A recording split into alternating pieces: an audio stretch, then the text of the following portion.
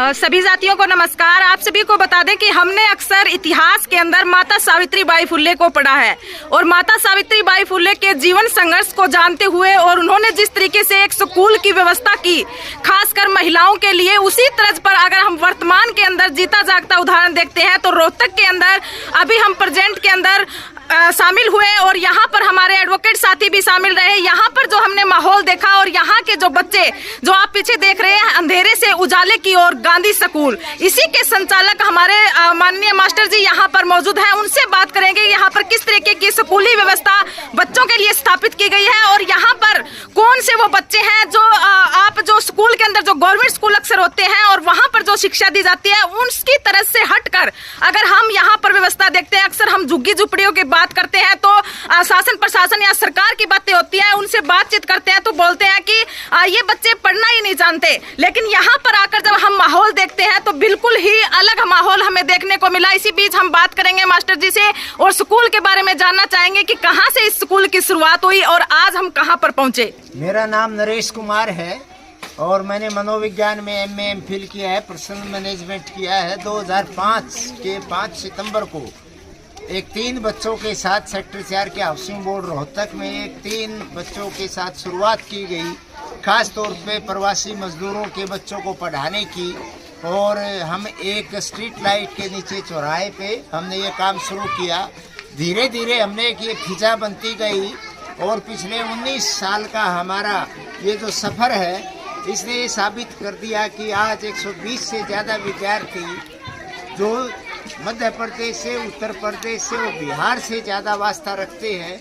और वो जो जीत और मेहनत करके इन बच्चों के माता पिता यहाँ को हरियाणा के निर्माण में लगे हुए हैं, वो बच्चे आज बेहतरीन पढ़ ही नहीं रहे बल्कि B.Tech कर रहे हैं, नर्सिंग कर रहे हैं, BCA कर रहे हैं और वो अपनी आज़ादी के गीत गा रहे हैं, वो बराबरी के गीत गा रहे हैं, वो सद्भावना के गीत गा रहे हैं, वो बाबा साहब भीमराव अंबेडकर और माता सावित्रीबाई फुले जैसे बेहतरीन शिक्षकों और समाज सुधारकों की उस समृद्ध परंपरा को आगे लेके जा रहे हैं। जो ये कहते थे कि शिक्षा एक ऐसा औजार है, शिक्षा एक ऐसा दूध है जो पिएगा वो दहाड़ेगा। और बाबा साहब कहते थे कि हमें भले ही राजनीतिक आज़ादी मिल गई हो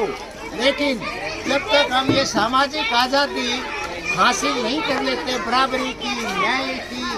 जिसमें लिंग भेद ना हो, जिसमें कोई दमन ना हो, जिसमें जातीय धर्मांधता ना हो, जिसमें हिंसा ना हो और ये सदियों का जो भेदभावपूर्ण जो हमारा ये दस्तूर है इसको बंद होना चाहिए। इसी तरीके से यहाँ पर हमने उन बच्चों के साथ काम करना शुरू किया और इन बच्चों ने ये दिखाया कि हम भी किसी भी और विद्यार्थी जो खास तौर पर साधन संपन्न है हम उनसे भी बेहतर कर सकते हैं। और यहाँ से बनस्पति में गए हमारे विद्यार्थी, यहाँ से नर्सिंग करने गए, यहाँ से हमारे B.Tech में गए, विश्वविद्यालयों में गए और ये जो विद्यार्थी जो 120 के करीब विद्यार्थी आते हैं पढ़ने के लिए,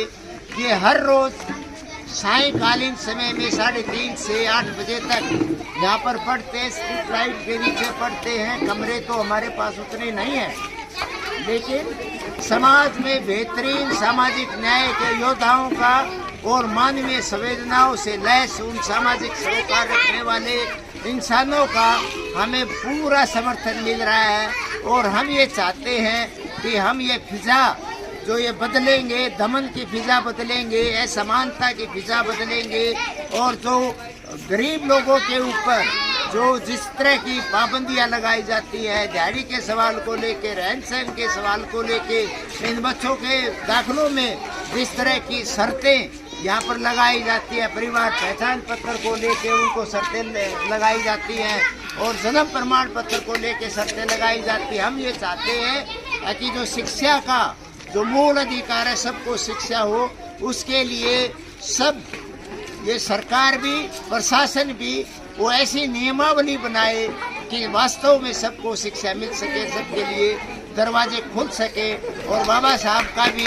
यही संदेश था कि जब तक शिक्षा नहीं मिलेगी हम उस बराबरी और समाज की समानता की जो बात है वो बेमानी है, इसलिए हम उस राह पर चल रहे हैं। और हम उन योद्धाओं को और सामाजिक न्याय के पक्ष में हम ये चाहते हैं कि हम तमाम वो जो आबादी जो हाशिए पर जो बैठी है उस आबादी के लिए जितना भी हम प्रयास करें, जितना भी हो सकता है हम कर रहे हैं। और आप जैसे जो बेहतरीन जो इंसान है, जो उम्दा और आला दर्जे के सामाजिक समानता के जो योद्धा हैं, हम उनका भी धन्यवाद करते हैं। आप जैसे पूरी टीम हिसार से आप लोगों की आई और आपने जिस तरीके से यहाँ पर बच्चों को संबोधित किया और शिक्षा के महत्व को बताया और किस तरीके से आगे बढ़ा जा सकता है, आपकी पूरी टीम ने जो मोटिवेशनल जो स्पीच दिया, हम हृदय की गहराइयों से आपके आभारी हैं। और हम ये चाहते हैं कि आप जैसे इंसान लगातार इन बच्चों को प्रेरित करते रहेंगे और ये आगे बढ़ते रहेंगे। आपने जो समय दिया हमें, हम पूरे गांधी स्कूल की ओर से, इन तमाम विद्यार्थियों की ओर से, इनके परिवारों की ओर से, हमारे शुभ चिंतकों की ओर से ऐसे सामाजिक न्याय के योद्धाओं को सलाम करते हैं जो आप इस तरह के काम में लगे हुए हैं। तो खास तौर पे श्री बलवंत जी बोंदिया जो यहाँ पर वकालत करने के बाद, और ये युवा नौजवान वकीलों की जो टीम है, ये इनके साथ जो पूरे हरियाणा में एक सामाजिक बदलाव की जो लोग जो ये दिखाने का काम करते हैं और जो ये लोगों को सजग कर रहे हैं समाज सुधार के सवालों पर, जाति के ऊपर, लिंग भेद के ऊपर, और लगातार जो दमन की जो जितनी भी यहाँ पर दीवारें खड़ी हैं, उन दमन की दीवारों को गिराने के लिए जो इनका अभियान है, हम उसका पुरजोर समर्थन करते हैं। और आपकी पूरी टीम का दोबारा से मैं पुनः धन्यवाद करता हूँ। सबको नमस्कार। जय भीम, जय संघर्ष। शिक्षित बनो, संघर्ष करो और एकजुट रहो।